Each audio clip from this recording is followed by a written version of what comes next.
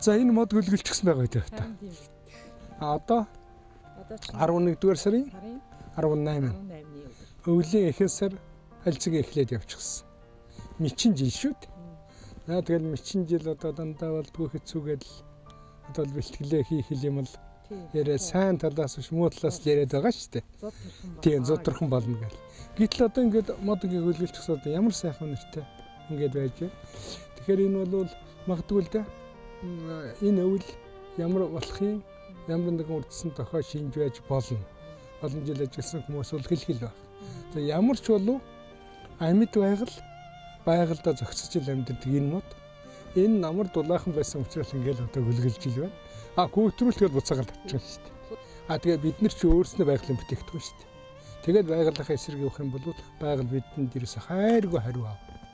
Тийм учраас байгальда зохицож амьдрна гэдэг чинь нийгмийн хүнийч тааж хорхоо шивж нэг үүрэг шүү дээ. Модныч. Тийм дээ.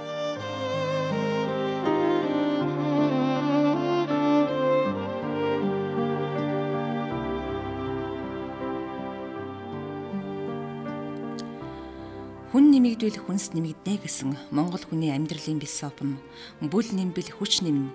Хүч нэмбэл хөлс хэрэгцээ сонирхол нэмэгдэнэ. Түүний хэрээр эд баялагийг бүтээн.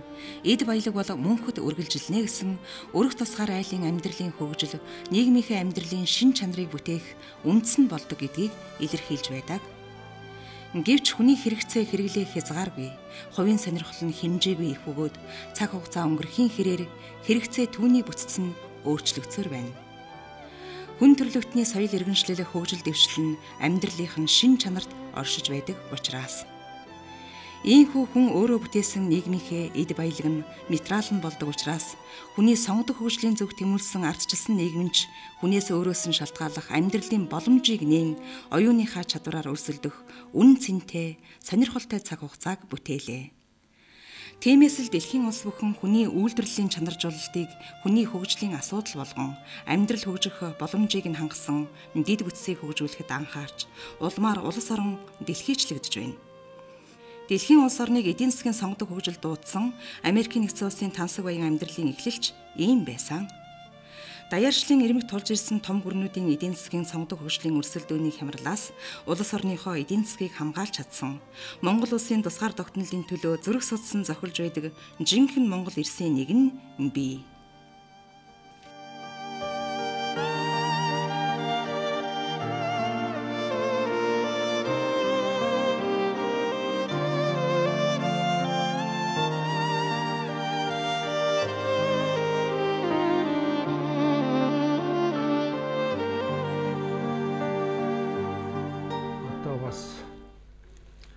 Далаад 70 жилийн өмнө Монголын баруун хязгаар төрсөн гэрийн малчны л хүүхэд. За бидний үеийнхэн бол төрсөн унсараа мэддэггүй. Зөвхөн ямар жилтэй вэ гэдгийг мэддэг. За миний хувьд нэг аз таарсан юм уу да. Содон өдөр төрчихсөн. Хуучны мөрхний хичний одоо заншил баяр шахуу зүйл болвол зулын 25 байдаг. Би усан дахиад жилийн зулын 26 төрсөн юм байна л. Тийм учраас ижаав содон ингээд авчихсан гэр. За тэгээд тэр үед яах вэ? Одоо сайн лам нар нөгөө хүүхдээ гарахт л ирж үздэг, нэр өгдөг гэдэг. Тийм л байсан юм байна лээ. Манай аав ах одоо миний өвөө аавын ах нэг лам ирж. Тэгээд манай аавыг загнасан юм гэнэ л чи одоо тулгарх нэртэй байж байдаг. Тэгээ хөөхд гарахулж байд.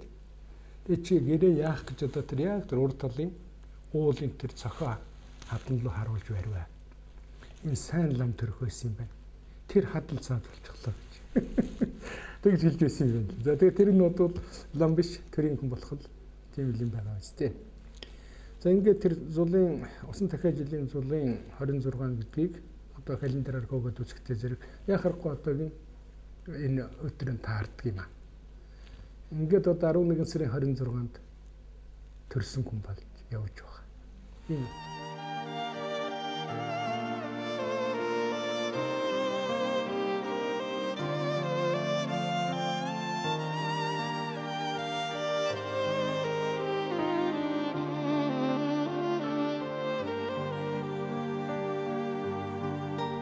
Нутгийн тухайд бол Алтай нурууны оройдчих юм да.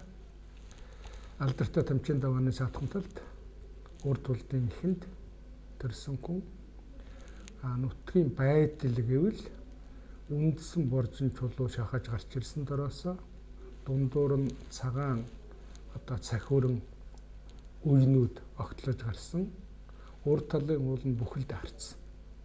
Тийм сонин газар төрсөн. Энэ бол хуучин тамцсан нутаг. Одоо тонколсон нутаг миний төрсэн газараас одоо ерөөсөө нэг хитгэн алхаад Говьтай аймгийн бугдсан нутаг руу очиж байгаа тэр минийсэн. За ингээд тэр үед хүүхдээ сургуульд явуулах дургүй. Би гэртээ байхдаа ааваараа заалгаад бичиг монгол бичиг сурчсан ухаантай хүн л дээ. Тэгээд айлуудын загтал уншиж өгдөг. Цэрэгт явсан хүмүүсийн загтал ирэхээр. Тэгэл ирээл нөгөө сургуульд ирээл хичээлээ заалгасан чинь кирилл бичиг чинь ингээл сайхан угуулж зурж байгаа юм шиг. Тийм урлаг юм шиг төсөөлнөд буудгал байсан. Тэгэл яг хөө сургуульдаа сураад тэгээ тамчсан энэ баг сургуулийн 3 дугаар ангид байхад 1947 онд аюултай цасан шуурга болоод манай сургуулийн хэдэн гэрээг бүгдийг хэсэгчихсэн. Тэгээ манай сургуулийн 3 хүүхэд салхинд шидэгдээд амьдчихсан. Тэгэл яг цаашаа одоо дахин Ширнөрөнд гэртээ очиж өвлж явд. Тэгээ зун нь одоо ижээ маань нас бараад тэр жил манад их хүн жил байсан.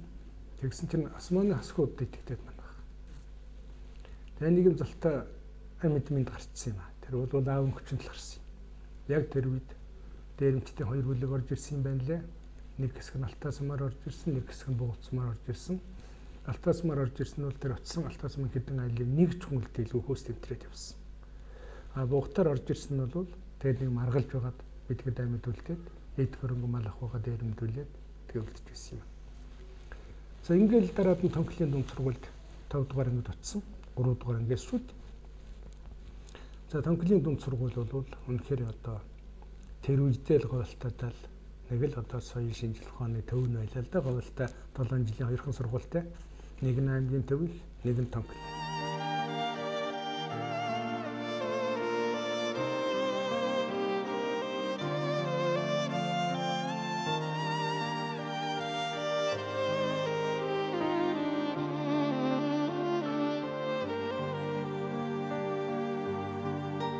За ингээд сургуулийн 7 дугаар ингээд төгслөө. Тэгсэн аймгаас одоо хуваар энэ очсон. Тэгээд тэр үеийн зөвлөлт толгойд улсад худалдааны техникумд явах маягтай юм. Нэг хуваар над ногдд юм. Тэгээ би их баярлсан да. Одоо гадаад явах юм байна гэх юм сурна л гэж. Тэгээ гэртээ хүрээд ирсэн чинь аав дээрээ хэллээ одоо ингээд гадаад явах болж байна гэсэн. Ерөөсө тоох шинж байхгүй. Тэр хүн ерөөсө ямар нэг тийм юу илэрхгүй байна. Баярлж байгаа ч юм уу, дургуусж байгаа тийм шинж жоогт илэрхгүй. Өө тийм үү гэж яхан дооглох маягтай байгаад. Тэгээ одоо яагаад байгаа юм бол да гэж бодоод байж байсан. Тэгсэн чинь хэдхэн онж байсан чинь сумаас зарлага хүрч ирлээ.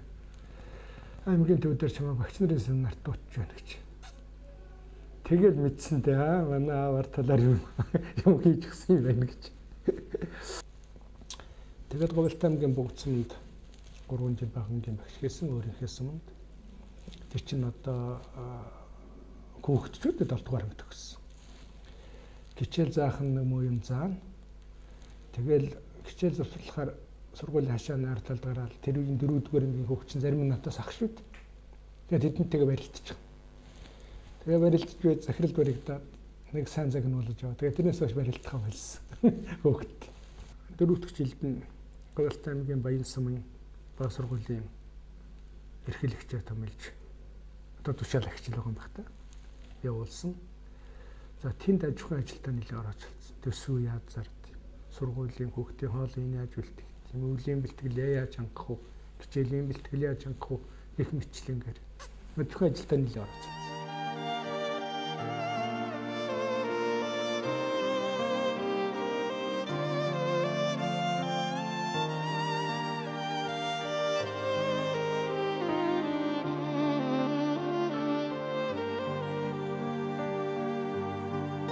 Тэгэд байж батлаа аймгаас Улаанбаатараас багш нарын мэдлэг шалгах комисс гэж утсан. Гэхдээ тэгээд шалгасан чинь гайгүй байсан байлгүй. Надад ардын багш гэсэн цол өгөөд нэг үнэмлэх өгөөд нэг тэмдэг өгд юм. Наадgal тэрний аваад тэгээд 1 жил Баян суманд байсан. Тэгээд тэрний дараа Говьалтай аймгийн гэгэрлийн хэлтсэд сургуулийн байцаагчийн ажил 2 жил хийсэн.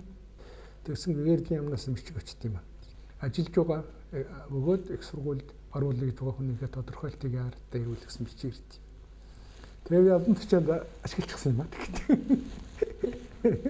Өөрийгөө тодорхойлоод даргийнхаа гар ёсгийг дуурайлгаж зураад тамга тэмдгээ дараад явуулчихсан. Энэ хүн л одоо их сургууль тэмцэх байх гэдэг. Тэгсэн чинь жоохон байж байсан хатас дууч байна. Одоо их сургуульд альсуулна гэдэг. Тэгэл яг уу ажиллаа өгөөл хүчрээ шалгалтаа өгөх гэсэн. Тэгсэн чинь их сургууль мөртгөж явдаг. Эсвэл техникум төгссөн, эсвэл 10 дугаар нь төгссөн хүүхд тав. Тэгээд дундгийн цэгмүүд их сургуулийн ректор байлаа ч. Тэгээд цэгмүүд багштар очлоо. Би ч одоо ингээд 6 жил хөдөө байчихсан хүн чинь одоо нэг боловсрол ахиулыг хийх над байна үстэй. Далтын аваад авдрын хайдгүй үстэй. Тийм учраас их сургууль ормоор шалгалт өгмөр байна гэсэн. Гэхдээ чи ч надад тэгээд 7 төгссөн хүн ч бид яадаг байна. Гэхдээ гэгэрл юм шалгаад намайг энэ чинь одоо ардын багш гэсэн үнэлэх өгсөн байхгүй. Тэгэхээр би чинь одоо багшийн техникум төгссөнтэй адил шүү дээ гэсэн. Тэгсэн дунд цэгмүүд багш залтай л да. За чи гэгэрл ямнаас очиод энэ хүн багшийн сургууль төгссөнтэй тэмцэхгүй гэсэн бичгийг хэлдэг. Тэгээд гэгэрл ямд дээр очлоо. Комиссарын сайд дээр ороод хэллээ авчраа. Тэгсэн тэгээд нэг тийм бүдлгэр бичих гэж гисэн юм аа. Энэ хүн 7 төгссөн үнэн боловч багш нарын мэрэгчлэх шалгалтаар тэнцэж ардын багш гэсэн цол авсан үнэн гэсэн нэг тийм бичиг хийж өглөө. Тэрний аваад бүртгэлийн комисс дээр хурч ирэл цэгэн багш нар очиогүй. Сегмэд өгч ийм бичиг авчраад бүртгүүлсэн гэсэн. Бүртгэж авах юм бол. За тэгэл бүртгүүлсэн бас өрсөлдөө ихтэй. За ямар ангид орох вэ гэж. Хүн ордоггүй анги юу байна л гэсэн. Түүхийн анги байна гэж. Тэрнтэй бүртгэж гэсэн. СССР-ийн түүхээр өгнө гэж байгаа юм, Монгол хэл бичиг өгнө гэж байгаа Орос хэл 3 хичээлээр өгнө. 12 баал авч гэж тэнцэх учиртай. Тэгээ бодоод байсан чинь би бол Орос хэлээс огт мэдэхгүй юм чинь хөдөөд болоод өгсөн. Тийм учраас эхлээд дээрээс очиод 2 авч цагаалтад хэрэг байхгүй. Цаад 2 дээр нь бол би 5 авахыг л бод. Ингээд би 12 баалтай болчихно гэж бодоод. Тэгэл яг эхлээд шууд шалгалтаа өгөхөөр Орос хэлний шалгалт өгөхөөр очлоо. Очрлоо зогслоо. Тэгсэн чинь яг миний урдуур тасарчдыг үдийн завсарлага. Завсарлагнаар гэртээ хурцлэн цай угаас үжсэн би ахын дэвсэн. Тэгсэн багшийн сургуулийн нэг оюутан манайтай айл байсан юм л та. Орж ирэлгүй чиний шалгалт юу болж байна гэж.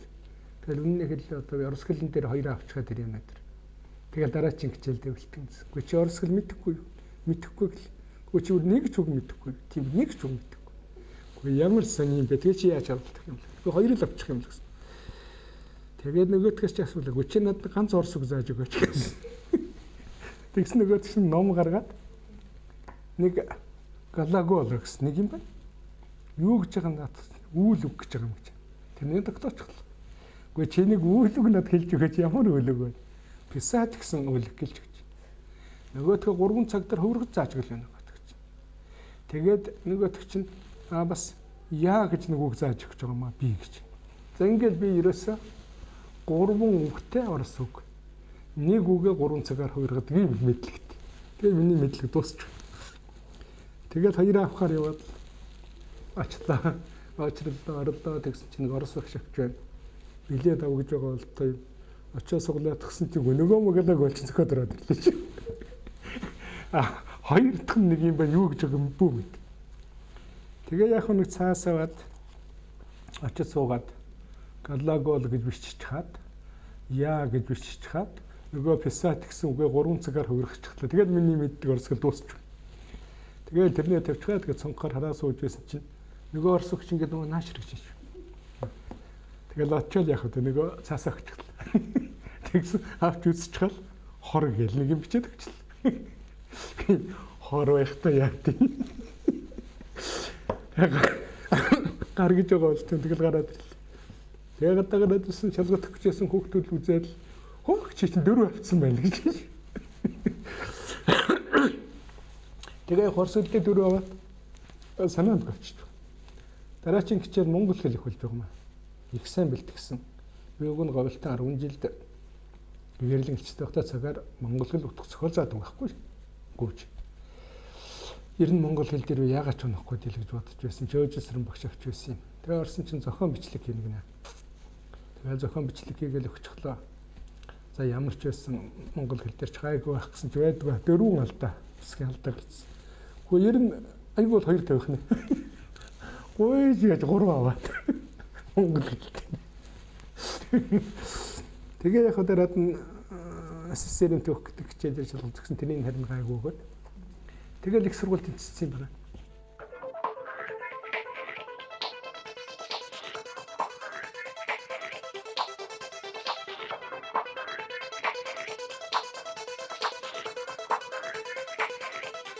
Хөдөөж хүндээ сургуулийн чинь хой талын тэр уулан тал нь тэр хоёр давхар чинь шатн нуглаахгүй шууд дууддаг шүү дээ. Тэгээд тэр шатны дээд тал зогсож байгаа энэ Хөвсгөл аймгийн Түүхэн анги сурч байсан юм. Нахуд оржгөл манай ангийн уг нь ажиллаж байсан хүн л дээ.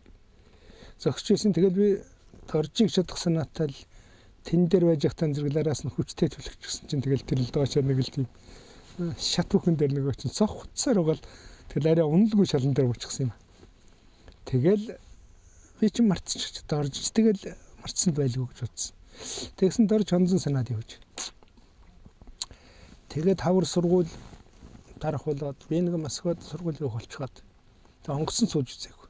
Тэг чи хаана хоёр хэлсэн шүү дээ. Их бөөлжтэй юмлэгдүүлсэн. Тэгэл одоо онгоцоор явахтар хүн их бөөлжтэй юм гэнэ одоо бөөлжихгүй арга байдаг л тэгсэн. Оо дорж л тэнэгтэй л бөөлжсгоод байна. Ерөөс бөөлжихгүй болдсон юм шүү дээ л гэж. Уу яа тийм л гэсэн. Уу яах юм бэ? Чи ерөөс эсхийнхээ өглөө нэг 48 чихэр нэг хилийг аваарай. Тэгэл онгоцсон дээр очиод ийд. Өөр юм битгий хол. За чадвал бүгдийг нэгчхад. Тэгэл онгоцсон дээр орчихлоо гэж. Тэгэл яг 48 чихэр аваад итгээд нөгөөд. Тийм л тэнэг байхгүй дээ. Тэгэл онгоцсон сүүхийн хам дээр нэлээд шаргуул ийдсэн нэг талын ийдсэн байх та 500 г ийдсэн байх. Тэгэл онгоцсон цуусан, онгоц болсон. Тэгэл сонгины амралтын инүүхавын сонгон уулныг харагчсан тэгэл болчихсон. Тэр чинь тогтдсон юм биш. Тэгэл нэг 3 бетон тэрч бол хитчихсэн онгоц дотор. Явсаар байгаа баян хонгор төр буулаа. Гээрээс өгөх нь. Тэгэл одоо бодлоо зүгээр ингэж өгөхөр зүгээр газраар явъя гэж бодлоо. Тэгэл нисхийнхний гуйлаг одоо билетээ буцааж аваач би онгоцноос ч чадахгүй юм байна. Зөрүүг нь одоо өгөөч бай юутангүй машинаар говьлтаар гэсэн. Тэгсэнгүй та нэг аяг хар шил уучих тэгэл зүгээр. Тэгээ аяг хар шил уучихаас уусан дахиад уйлчих хөл өгсөн. Тэгээ зүгээр шүү. Тэгээ гоо зүгээр үз. Тэгж доржид нэг шат уулчихсан юм байна. Тэгээ хариуг авч чадаагүй л дээ.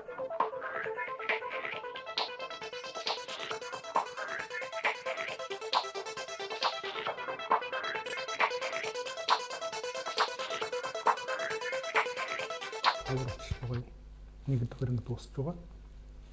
Тэгсэн нэг өдөр Санжаасрын багтууч нэг нь хүрээд ирсэн чинь агрономи ангийн 3 дугаар курсын жижигд орж игээд нэг залуу дуудаж намайг дуудаж.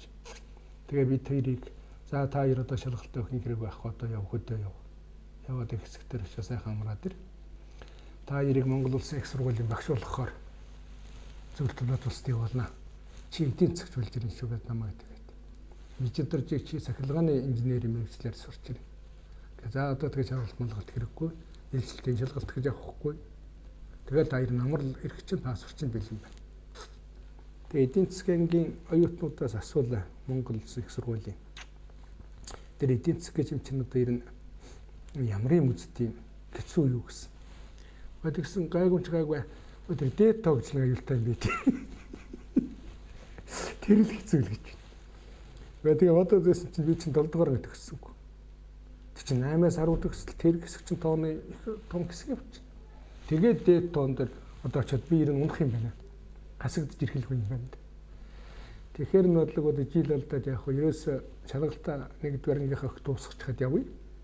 хасагдаад ирэх үедээ 2 дугаар ангид орох болцоод байна гэдэг. Шалгалтаа тусахчаад 1 дугаар анги. Тэгэл код явсан л. Тэгээ сүүлдээ бол одоо миний хамгийн дуртай нэр хичээл бол тоо болсон. Ерөөсөө тэгээд сайхан тоо одоо л дуу аялал юм уу хөгжмөсөн сууж байхаас илүү сайхан байдаггүй тийм л байсан. Ингээл дээд сургууль төгсч ирэл тэгэл одоо эдийн засагч болсон гэргэлдээ. Зүгээр мэрэгжлийн хувьд бол би эдийн засагч гэхээсээ илүү эдийн засагт статистикийн арга хэрэглэх математикийн чиглэлээр мэрэгсэн ухаантай хүн байна. За тэгээд хурц ирээд диплом гайгүй нөгөө улаан диплом гэж ярьдаг шүү дээ, нэг темтэй ирсэн. Тэгсэн тэр он дээр дуудаж хуваарлд юм байна. Намайг статистикийн төв газрын нэгдсэн хэлцээнд даргуул гэж байна. Тэгээ би хэллээ, би ерөөсөө одоо юу вэ? Их сургуулиас багш болно гэж явсан шүү дээ. Тийм учраас би одоо багшаа их сургуульд ч юм. Ингэж миний зүтгэхийн учир бол тэрний урд жил намайг төгсдгийн урд жил манай аав хөдөөнөөс ирсэн. Тэгээд аав маань надад нэг л юм загсан юм л да. Эцэггүй ерөөсөө хүүгээ кинес жилийн мэддэг юм шүү.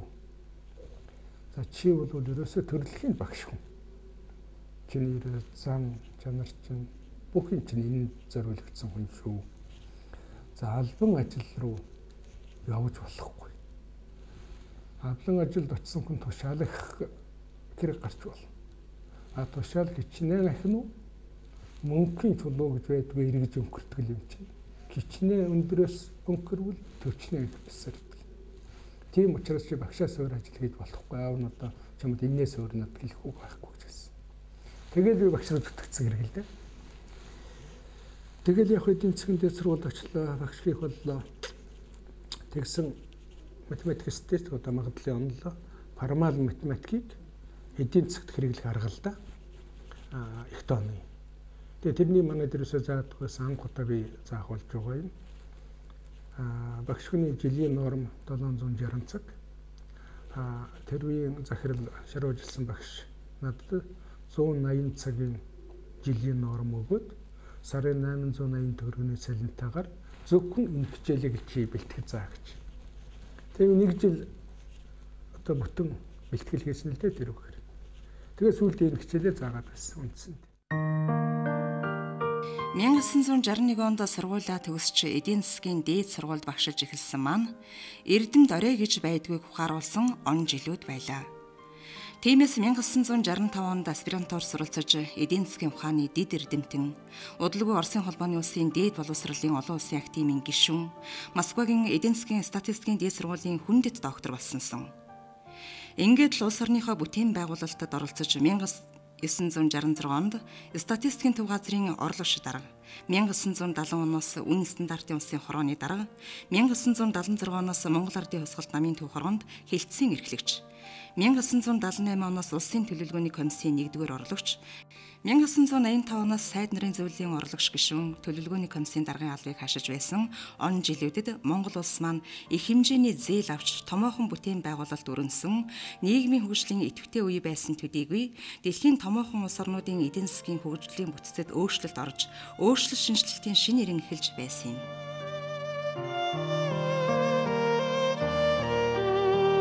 Тэр 25-30 гэрэлнэ гэж эхлэхээсээ програмчлсан. Тэгээ манай авгаа бид 1959 онд Москвад танилцсан. Одоо энэ манай гавьяат эдийн засагч ойдуудан зам Нямбо хоёр тэр хоёр миний дээд анги. Намайг оцсон чинь манай сургуульд хүүхэн ирсэн л гэж. Тэгэл жаахан бажсэн нөгөө хүүхэн орж ирлээ. Тэр нафтайсан барын орж ирдэ. Тэгээс бүтүүдээ би жаахан хараад тэр хоёроос жаахан яаж байгаа юм л да. Энэ хоёрын надаас төрүүлээд оролцож магадгүй гэсэн шүү юм бодоод. Тэгээд заад нафтайсанд наадах чинь та хоёрдол хүүхэн байна да гэж хэлсэн. Тэгэл өнгөрцөн. Тэгээ сүүлдээ нөгөө шинэ очсон оюутнуудыг хөрхий хэлэх хэцүү. Кичээл бас хүнд. 10 төгсөөд очиж байгаа оюутнууд бол дээд тоо энэ төр бол гайхвал те надтай адилгүй. Нөгөө улс төр эдийн засгийн ухаан гэдэг ихтэй хэцүү. Тэрэнд нь жаахан тусалдаг. Тэгэл намайг одоо чи политикномор лавга олж авсан гэдэл манайхан даагалдаг л. Тэгэл би санамсаргүй гэж бол ингээл 1959 оны 59 онд л одоо яах хэрэггүй хайр дурлалтай болцохоосон. Тэгэл хоёулаа 90 суун гэж шийдсэн хэрэг.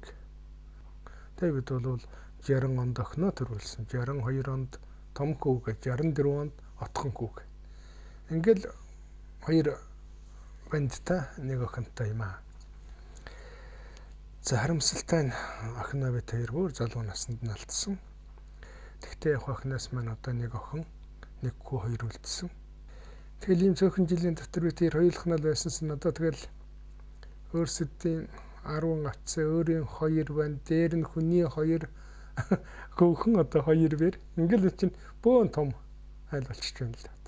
Цагаан сарын тэр болоход л манайх өнөр өтгөн шүү дээ. Тийм л үү.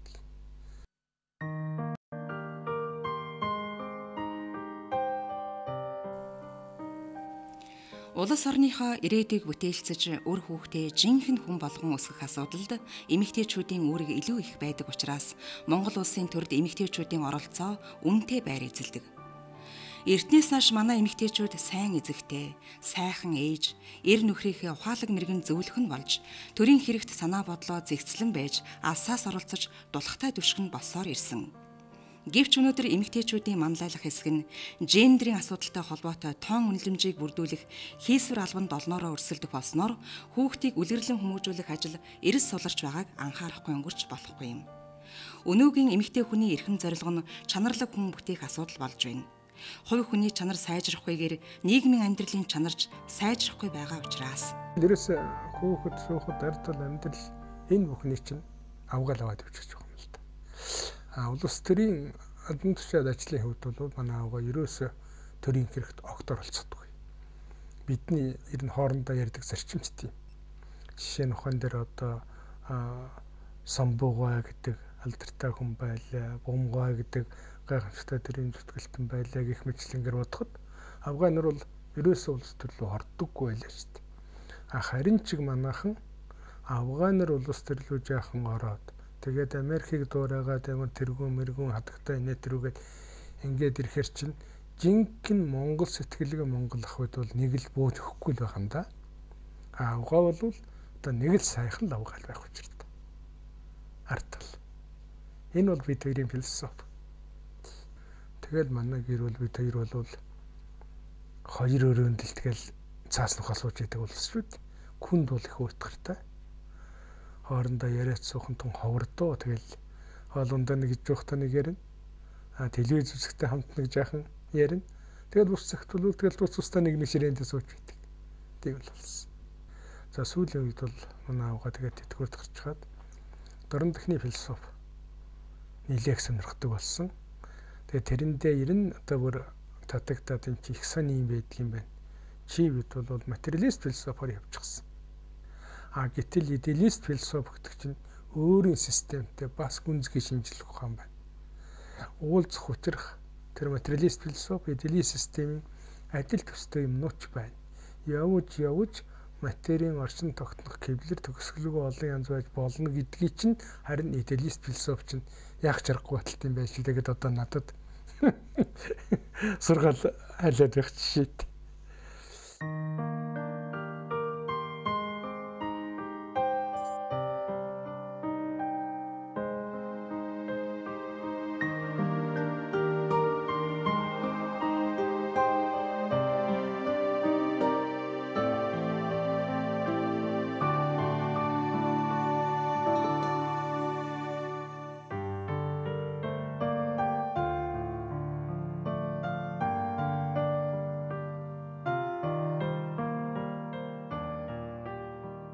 Энэ төрийн ажил хийсэн нь бол 3 шат гэж боддог. Нэгдүгээр шат нь авторитар системийн үедээ энэ бол хэлмэгдүүлэлт өнгөрцсөн нүгэгтэй л нэг хүний захиргаалтын үе. Одоо Цэцэн Балдаргал юуг нь тэгэл үндсэндээ тэрүүгээр явжсэн юм шүү дээ. За энэ бол миний төрийн ажил хийсэн эхний жил байна. За тэр үед бол би 4 дүгээр игний нийлхэн байсан юм уу та. Жишээ нь ухаанд ёслолын журмаар бол тэр нэг орлогцсон. Тэнд байлаа. За дараад нь одоо нэг тийм шилжилтийн үедээ Батмунхай нам төр толгойлж байсан үе. Энэ бол одоо нэг тийм шилжих гэж үдэлж явсан үе гэж ингэж хэлж болно бах. За 3 дахь үе нь бол 1990 оноос хойш ялангуяа 92 оны үндсэн хууль батлагдсанаас хойш ардчилсан тэрийн үе. Ийм 3 үе тулжээ гэж ингэж бодогддог юм аа.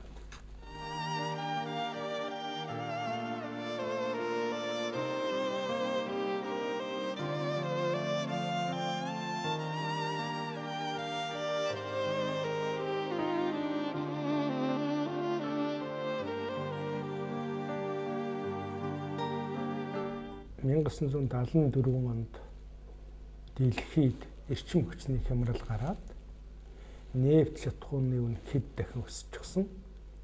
Тэрнийг дагаад дэлхийн зах зээл дээр бүх бараа товарын үн нэмэгдсэн байл. Гэтэл манайх үнийг хөдөлгөж болтгүй.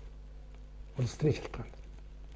Тийм учраас тэр гадаад худалдааны үнийн бүх зөрүүгийг чинь 3-5 жил дараалан зөвлөлт толгойд улсаас эхний 5 жилд нь уцалтгүй тусламжаар 200 сая рублээр, 2 дахь жилд нь 400 сая рублээр хүүгүү зээлээр, 3 дахь 5 жилд нь 600 сая рублээр жилийн 2% хүүтэй зээлээр хааж байсан шүү дээ. Тийм л хатуу систем байлаа. 1924 онд баталсан үн 1990 онд явж ирсэн хөдлөөг. Тэгэхээр ч одоо ерөөсөө юм ямар хөшүүн байснаар гэж байна.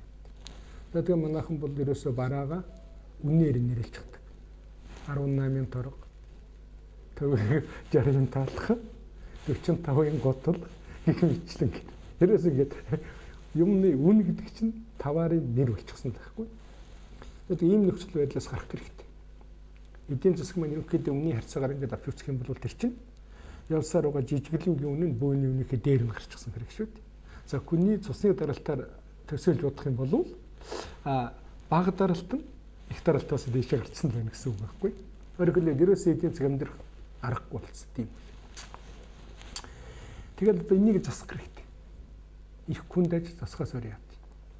Тэгэл тэрэн дээр л үнийн хороонд ажилласан хэдэн жилийн зориулсан. Тэгээ яг хөө явсаар бол тэгэл 1993 онд бөөний үнийн реформ хийгээл жижиглэн үнэндээ халдаж чадаагүй. Тэгэл хүний ажил үндсэндээ дууссан юм да. Хүний хороонд ажиллах ажил.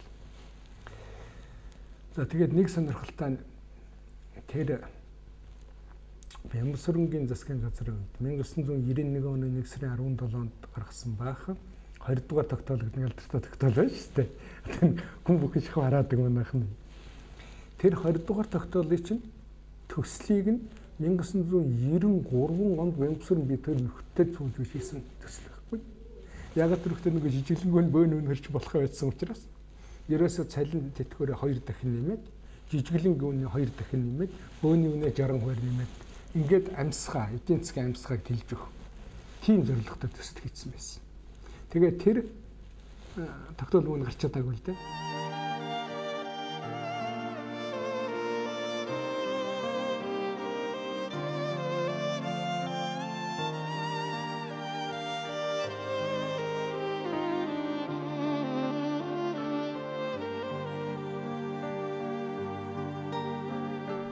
Ингээд улс төрийн төвчөөний орлогч шүү сайдрын зөвлөлийн 1-р орлогч болоод тэгэл болчихвол тэгэл сэвийг тараах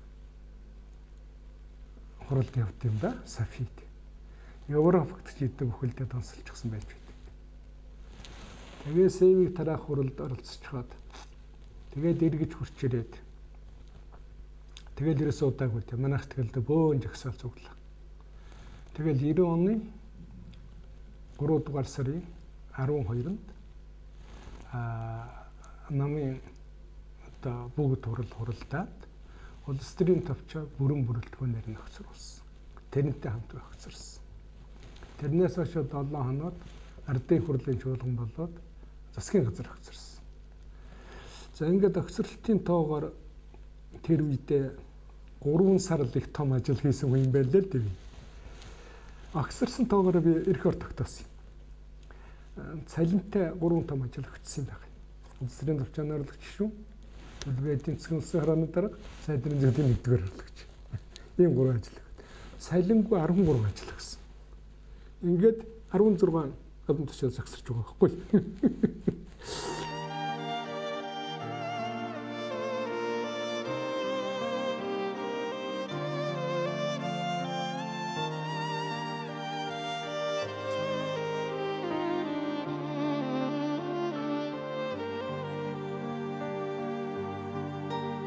Америкийн оршуудын хавланд очсон доо.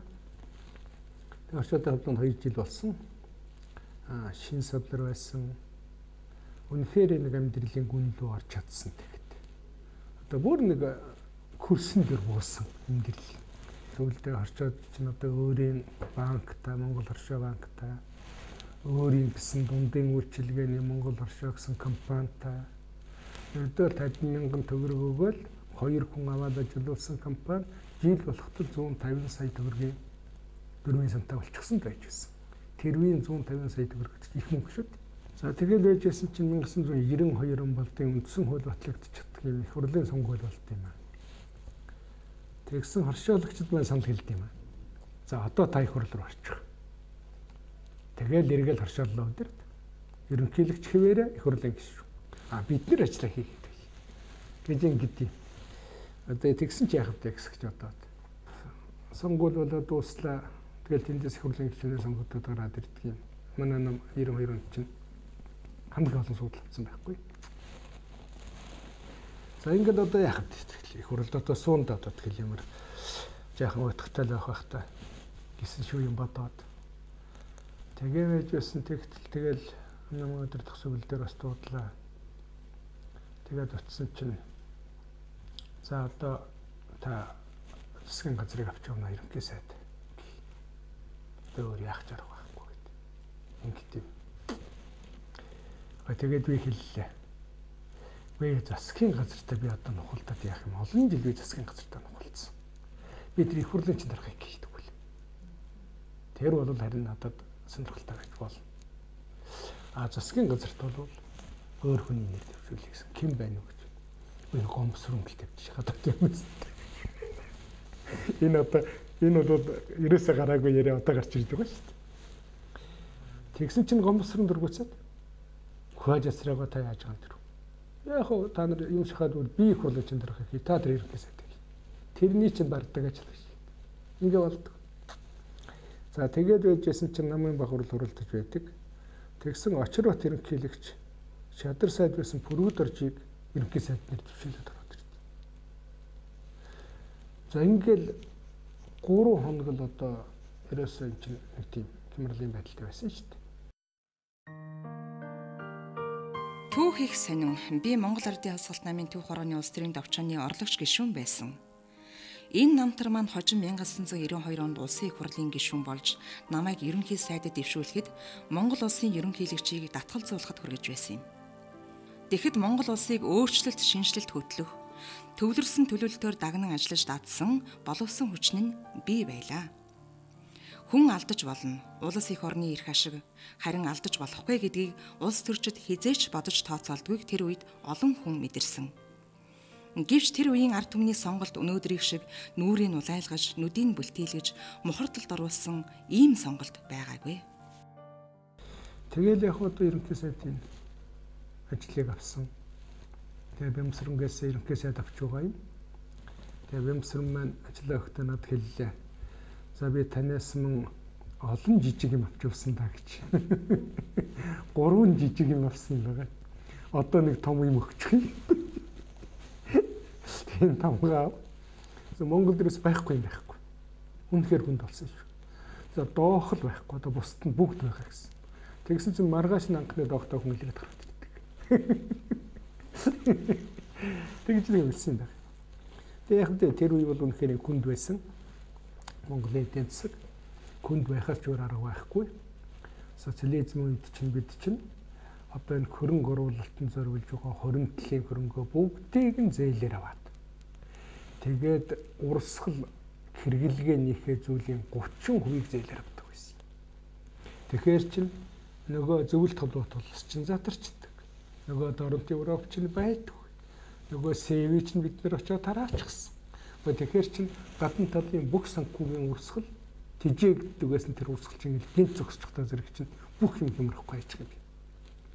Ер нь хэн ямар ерөнхий сайд ямар засгийн газар байгаад энэ хямралд орох нь байсан юм. За энэ хэдэн жилд бол 1990-ээс 92 онд бол манай эдийн засаг жил тутам 9%-аар унаад нэг хүнд ногдох дотоодын бодит орлогын түвшнээр 1982 оны төвчөнд очсон 10 жилээр хүрсэн байсан. улсын валютын нөөцөөс байхгүй. Бүр одоо юу ч байхгүй. Цент ч байхгүй. Нэг 4 тонн алт байсанс тэр байхгүй тавиад утсан. За тэгэл ерөөсөө нэг амьдрал залгуулахын тулд ард түмний нэг өлсгөлөнд нэрвүүлчихгүй байхын тулд хүний амьдралын хэрэгцээ зүйлийн нэг 30% картаар өгдөг. Үүний дотор нэг өрхөөл нэг сард нэг шиг архи өгдөг байлаа шүү дээ. За ингээл хийх ёстой юм гэдэг бол ерөөсөө юу л доо. Нэгдүгээрт нь тийм их гүн хямралын нөхцөл байна шүү дээ. Ерөөсөө мөнгөний хашиг наах хэрэгтэй. Нэгдүгээр хийх юм бол юм. Тэгж чад хөрөнгө оруулалтын хязгаарлалт хийх хэрэгтэй. Зээлийг хаах хэрэгтэй, бүр хатуу хийх хэрэгтэй. За ингээл үнийн чөлөөлөлт хийчих хэрэгтэй. Тэгээд гадаад худалдааг нь чөлөөтэй болгож өгнө. Валютын ханшийг чөлөөлөлт өгчих хэрэгтэй. За ингээл явахт л одоо дараа л эдийн засаг өөрчлөгдөх ёстой гэдэг тэр л санаагаар бодсон. За ингээл хийх гэсэн чинь нэмэгдүүлэх гүйлгэнд гарах төгрөг байдаг. Гонконг захиалаад үйлдвэрлэгчсэн. Үйлдвэрлүүлсэн хөлсөө төлөх гэсэн чинь төлдөг мөнгө нь байдаг. Тэгээ яг 92 оны 12 дугаар сарын 31-нд тэнд үйлдвэрлүүлсэн байсан мөнгөнийхээ зарим хэсгийг татаж аваад цөөхөн доллар хурааж байж тэрүүгээр авчираад тэгээ тэр чин цалин хөлсөө 2 дахин нэмээд долларын ханшийг 40 төгрөг 1 доллартай тэнцэнэ гэсэн авлаа ханш байсныг нь 80 болгож өгөөл. Тэгээд хагас болох юм хийсэн. Тэгээд бас дараад нь явах ба тэрний үр дүнч гарсан. Бас жаахан нөөцтэй болсон долларын. Ингээд 1993 оны 5 дугаар сарын 28-нд ерөөсө засгийн газрын нэг тогтоол гаргаад тэр Гонконгоос мөнгө татаад авчихсан. Тэгэл цалин тэтгэврийг 50% тэр удаа нэмээд оны ихэнд дахин нэмсэн шүү дээ. Тэгээд үнийг бүр чөлөөлөд валютын ханшийг чөлөөлөд хийчихсэн. Гадаад худалдааг либералчилчихсан. За ингээл энэ арга хэмжээг авчгаад засгийн газрын тогтоолыг авчгаад тэгээд би радио телевизээр ард түмэндээ хандж хэлсэн юм аа. За ийм шийдвэртэй алхам хийлээ.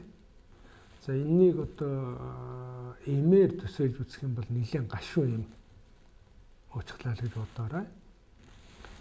За энэ гашуун ч гэсэн энэ бол эдийн засгийг лайшруулна. Энэ арга хэмжээний дараа тодорхой хугацаа өнгөрөөд хонглын үзүүрт гэрэл харагдана гэсэн.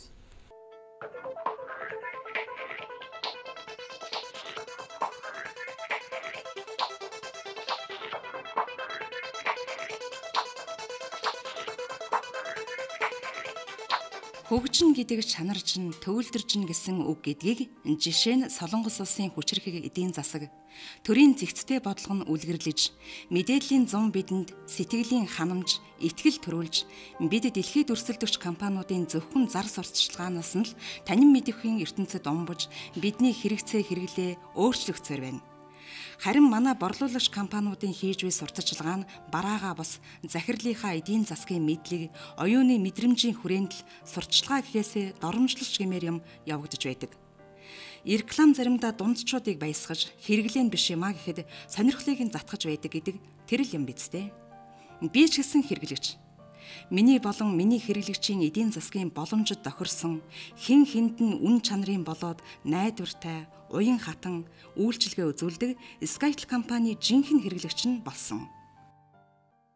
Тэгээд зааврыг үзээд үйлчилгээг ингээд үзсэн чинь Skytel нэгдүгээрт илүү найдвартай юм шиг. Одоохондоо хүрээ нь багаж гэлээ гэсэн Mobicom-оос нэг дутаад байх юм алга. Хоёрдугаарт техникийн хувьд бол илүү найдвартай юм шиг. Ачаалан зөгцсөн, тасалдал бараг гардаггүй, сонсгол сайтай юм шиг. Ийм байдалтай байсан. Skytel-ийн утсан дотор 91 нь илүү найдвартай ч гэдэг. Миний ойлгодгоор. Бусд нь бол харьцангуйраа хямдч юм шиг. Тэр нь одоо тэр карт март байт юм яа би мэдэхгүй. Би ерөөсөө 91-ийг хэрэгэлдэг. Хэрэгэлсэн хэмжээгээр төлчдөг. Нэг их сүйд тусан төлбөр гардаг. Одоо бол би энэ утасгүйгээр амьдрах аргагүй болчихлоо шүү дээ.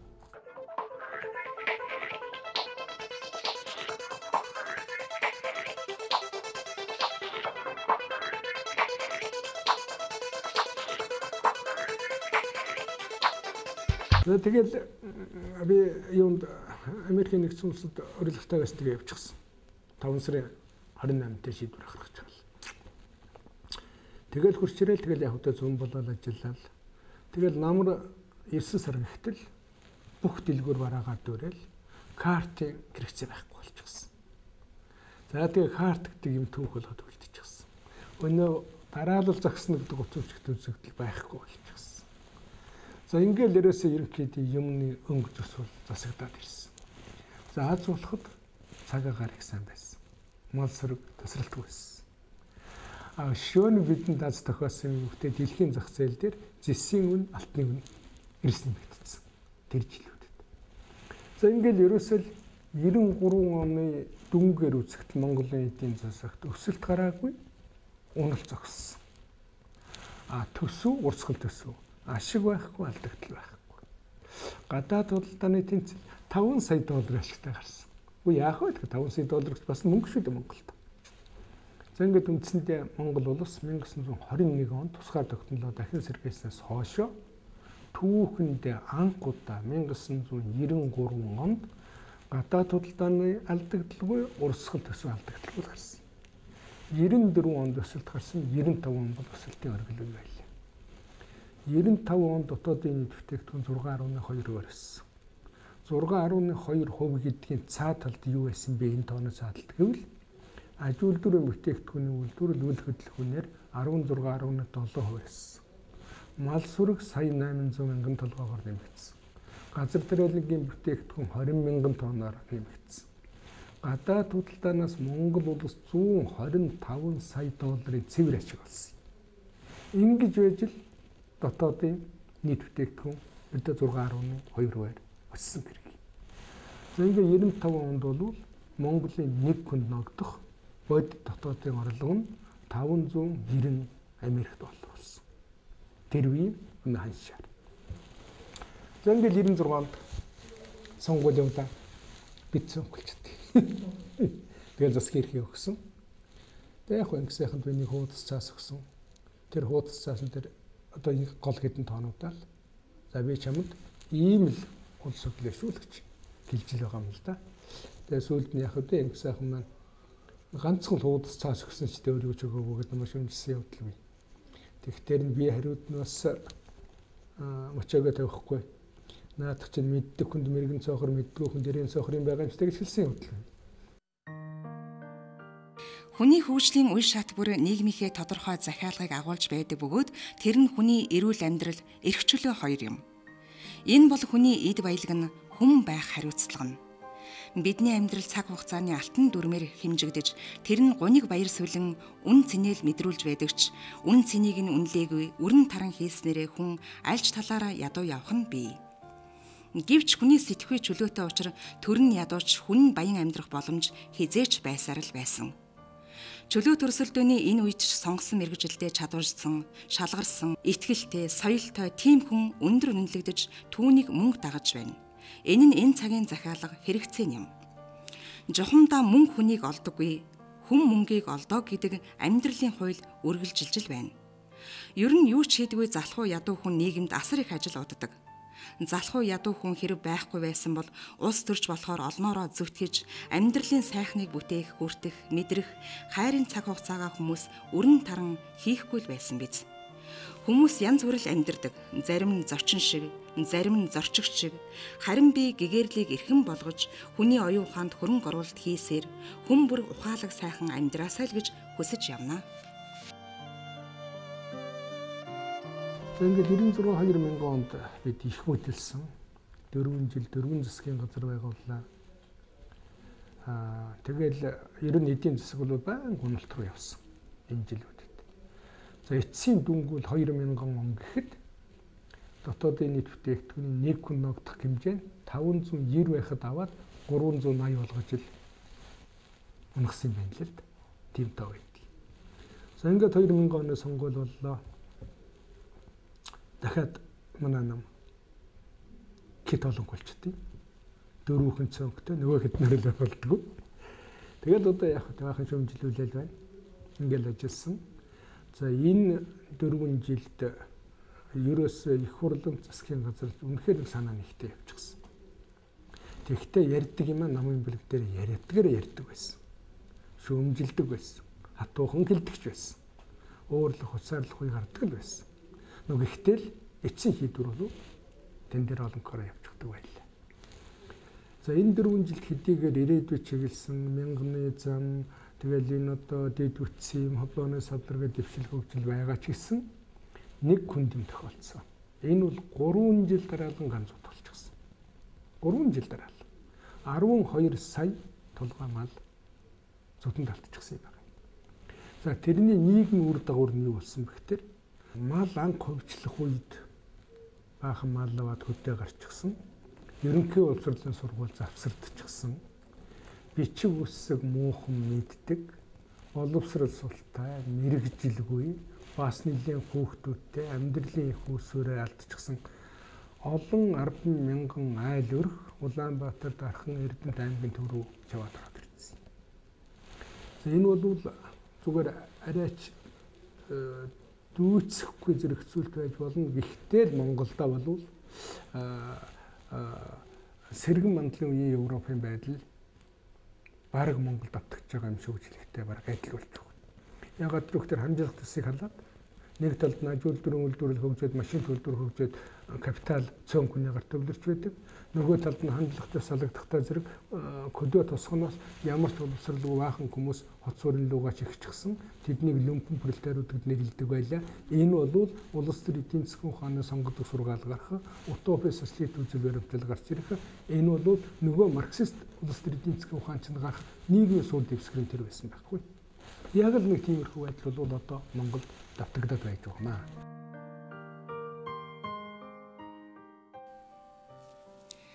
Нийгмийн харилцаа, нийгмийн баялагын хуваарлалт нь эдийн засгийн тоглоомын дөрвийн дагуу шодроо явагдах ёстой. Гэвч нийгмийг бүрдүүлэгчийн чанар сул учраас нийгмийн үнд зүйл болох эд баялаг тоглоомын дөрвийн гадуур хуваарлагдаж, хөрөнгө оруулалтын хэмжээг багасгаж, нийгмийн хөгжлийг сааруулж байгаа нь улс төрчдийн алдаа юм. Мөнгө хэдийгээр солилцооны хэрэгсэл боловч мөнгөөр үнэлж болохгүй үнд зүйл бол хүний хөгжлийн үнэлэмж болох оюун ухаан билээ. Хөгжлийн явц нь байглаас хамаарал дарчиг эдийн засагтайч амьдралын шин сонголт хийж байгаа ард түмнийхээ ядруухан хэсгийн амьдралыг ашиглан хоосон амлалт хийж 10,000 төгрөгөөр төр засгаа худалдан улс орныхоо эдийн засгаар талцсан тоглож байгаа нь хаанч хизээч байгаагүй зөвшил хэмээх булхаал юм. За 2004 оны сонгуульд бидэнд юу харуулах гэхтэй зэрэг эдийн засгийн онлын шин сонгодог сургаал үнэхээр зөв юм да гэдгийг ганцхан нэг зүйлээр нотолж харуулсан. Энэ одоо 20 дугаар зууны ихээр төлөвч гарч ирсэн эдийн засгийн онлын шин сургаалын нэг чухал санаа бол эдийн засгийг улс төржүүлж болтгүй юм гэж. Тэгвэл эдийн засаг унах гэдэг. Эдийн засгийн хэвийн хөгжилд саадуулдаг хоёр юм байдаг. Нэг нь өөрөө оршин тогтнож байгаагаа харуулах гэдэг. Үйлдвэрчний эвлэлийн төлөөл нөгөөх нь сонгуульд оролцож байгаа улс төрийн намын амлалт. Энэ хоёр их хэцүү юм байдаг гэж. Энэ ч бол Австрийн маржиналистуудын одоо 1910-д 20-д оны үед бичсэн зүйл шүү дээ. Яг л тэр давтагч байгаа байхгүй. Сонгуульд суудлах авахын тулд баахан хоосон амлалт хийчихсэн. Хүүхдүүд 10,000 төгрөг сар тутам. Тийм эдийн засгийн план өгөхтэй байх. Тэгэл энэс одоо Монголын улс төрийн бас нэг нэр хүнд алдагч л байна. Соёлгүй байна гэдэг нь харагдаж байна.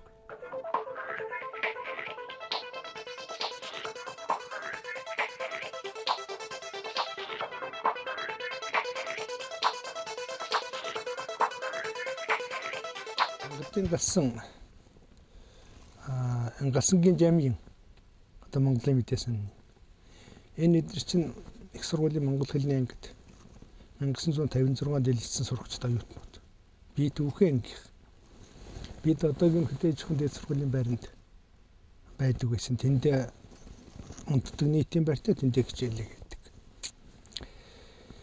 Тэгсэн монгол хэлний ангид нэг сайхан хүүхэн байх. Нэг хурд үстэй. Тэр ер нь миний амьдрал дээр нь ховор анхны л үтсэн сайхан хүүхэн тэр байсан байх. Нүд нь тэгж буусан. Тэгээ бас манайхан надтай санал нийлэхгүй. Тэгэхээр би чи витгий тэнглээд байгаа чи миний нүдээр нэг хараад тахаа чи тэгвэл огтоор харагдан заадах чинь. тэгдэг л байсан. Тэгээд одоо хэлж чаддаггүй. Тэр хөөхөнч мэдрээд байдаг, би ч мэдрээд байдаг. Тэгээ яхад одоо сургалаад байсан тэр хөөхөнд залуу гавард гэдэг орос хэл дээр нэг ном байдаг гэдэг бол би оросоор нэгж үг мэдэхгүй юм чинь. Тэгээ одоо нэг захидал бичиж чад тэрнийг олон дахин бичсэн тэр захидлыг. Тэгээд одоо өгч чадахгүй болохоор тэр хүүхэн тэдний ангид ороодгүй танай залуу гавард гэдэг номтой хүүхэд байна уу гэсэн энэнд байгаа л гэж. Ер нь хар авчих шиг байна залхинууд. Тэгэл тэрнээс нөгөө номыг навал өрөөндөө авчиж 2-3 хоног дарчихаал. Тэгэл дотор нөгөө захидлаа хийчихэл нэг өдөр ороод тэгэл нөгөө хүүхний ширээн дээр тавьчихал гараад ирсэн. Тэгээд намайг гарангууд нөгөө тангадын гарсан Энжамийн энэ оролцсон шиг байгаа юм. Дайрс нөгөө номыг булааж дотор нь байсан миний захидлыг гаргаад анги дундаа өндөр дугаар уншчихсан. Тэгэл гүйцээ. Тэгэл үүд ирээс тэр чигтээ солилцсон шүү дээ. Тэгээ сулгаад хийчихсэн юм байна.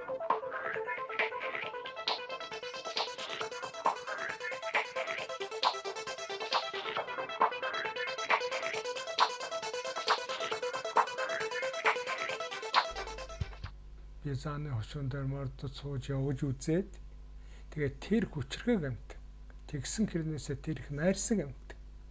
Тийм болохоор энэ бол аргагүй л одоо тийм баяртайхан бэлэгдэл юм да гэсэн сэтгэл татсан юм.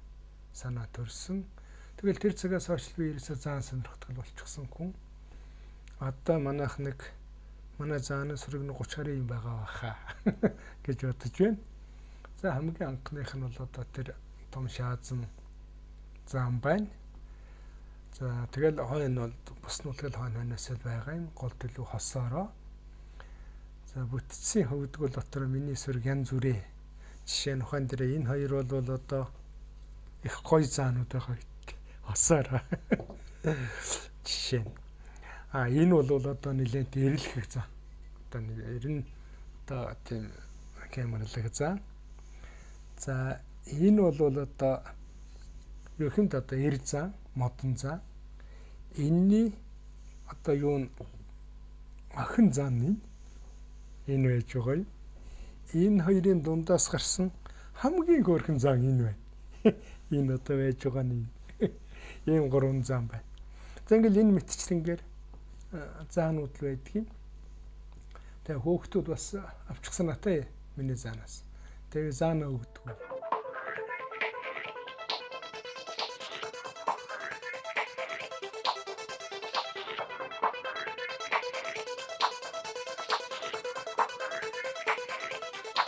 Монголын ирээдүйд би гагцхүү бид зөвл явах хэрэгтэй. За бид зөв явахад хитгэн юм гарах хэрэгтэй. За нэгдүгээрт мэдээж ингээд прагматик гэж ярьцгаад гэл юм. Монгол орн байгалийн их баялагтай л да. Зарим нэг баялаг хэрэглэлтэнд оруулах хэрэгтэй. Тэгтээ ухаантай оруулах хэрэгтэй. Зөвхөн гадаадынхаа ташуугад Монгол юу ч хөвөлдөхээр тийм алхам хийж болохгүй. Жишээлбэл оюутлага 5 толгоогоо ашиглах хэрэгтэй л дээ. Зөвхөн 5 толгоо ашиглана гэж бодохдоо жилдээ 20 сая тонныг орлоод тэгээд 1 тонн гогсчих нүүрснээс цахилгаанаар юм нүүрсгэлдээ гаргахад нэг $50 орлого олно гэж бодох юм бол 5 толгойн ордууд Монголыг 300 жил тижих орцсон үү. Тийм бэлэн нөөцтэй орд. Тэгээд зан нүдэд хэдий юм байна. Тэгэхээр бүх юмыг өнгөчөд хэрэг байхгүй. 2-3 томхон юм босгоод ерөнхий төлбөрийн балансаа тэнцвэрлэж авах хэрэгтэй. Нэгтгэх алга. Хоёрдугаарт нь оюуны хүчин чадлыг хийх шаардсан тийм сандрал руу бид дагах биш өгтөж орох хэрэгтэй. Жишээлбэл энэ бол одоо тооцоолох техникийн програмчлалын тухай асуудал байна. Энэ бол биотехнологийн тухай асуудал байна. Энэ бол шинэ материалын тухай асуудал байна. Өөрөөр хэлбэл гүн эвлэх хэрэгтэй. Дэлхийн дахны шинжилэлт өөрчлөлт нь улс орон бүрт өөр ашиг сонирхлоор явагдаж биш нэг эдийн засаг, нэг зах зээл болж дэлхийн нөөц баялаг болох сансар холбоо, далай тэнгис, буурай хөгжилтэй орны байгалийн баялаг, хямд хөдөлмөр, оюун ухааны нөөцийг ашиглах, эрх зүйн нэгдмэл үндэс бүрдүүлэх үйл ажиллагаа идэвхжиж байна. Гэвч том бага аль ч орон даяаршлаас хожих зорилго тавих нь ойлгомжтой. Энэ нь ядуу эзэн засагтай оронд цөргөөр нөлөөлж болзошгүйг судлаач эдийн засагчид анхааруулж байгаа юм. Хөгжилтэй орны хүчирхэг корпорациуд дэлхийд ноёлох тусам баян хоосны ялгаа, хувь хүний хүрээнээс хальж улс орныг ч хамрах боллоо. Энэ нь 2000 оны байдлаар дэлхийн 477 тэрбумтны хөрөнгө, дэлхийн 6 тэрбум гаруй хүний тэн хагасынхан жилийн орлоготой тэнцэж байна гэсэн Америкийн нэгдсэн улсын судлаачдын судалгаанаас харагдаж байгаа юм.